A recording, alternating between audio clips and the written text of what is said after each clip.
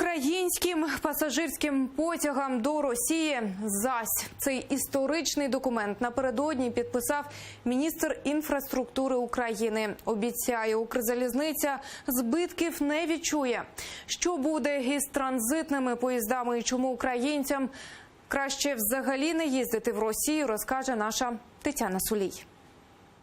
Ольга Курносова виїхала з Росії у жовтні 2014-го. Розповідає, то був не переїзд, а втеча. В Санкт-Петербурзі у неї залишився син і мама. Після вересневого маршу миру у Москві проти російської агресії на сході України Ольгу попередили. Кримінальна справа на неї вже написана, чекають відмашки згори. Для себе тоді вирішила, черговим політв'язнем Кремля вона не стане, тому вже 4 роки Ольга мешкає у Києві. Сюди приїжджають її друзі з Москви, каже, скасування залізничного сполучення з Росією ситуації суттєво не змінить і точно не зупинить потік російських диверсантів. На сегодня пока остается железнодорожное сообщение и автобусное сообщение. Причем более дешевые билеты, они сегодня транзитные. Например, есть проходящий через Киев поезд Москва-Кишинев.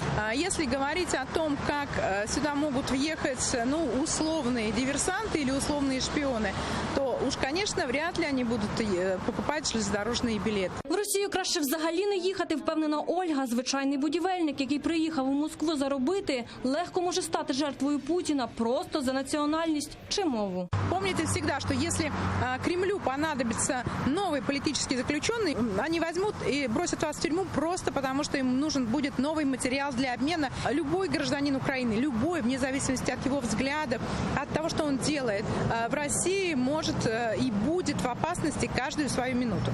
Так само, як Ольга, думає і міністр інфраструктури Володимир Омелян, відповідаючи на питання журналістів про підписані ним напередодні пропозиції до Кабміну скасувати пасажирське перевезення залізницею до Росії, чіпляє на піджак символічного ведмедя. Мовляв, у Росію тепер тільки так. Кожна країна повертається до своїх витоків. Росія повернеться до свого логічного витоку, що вона починала – з болота і ведмедя.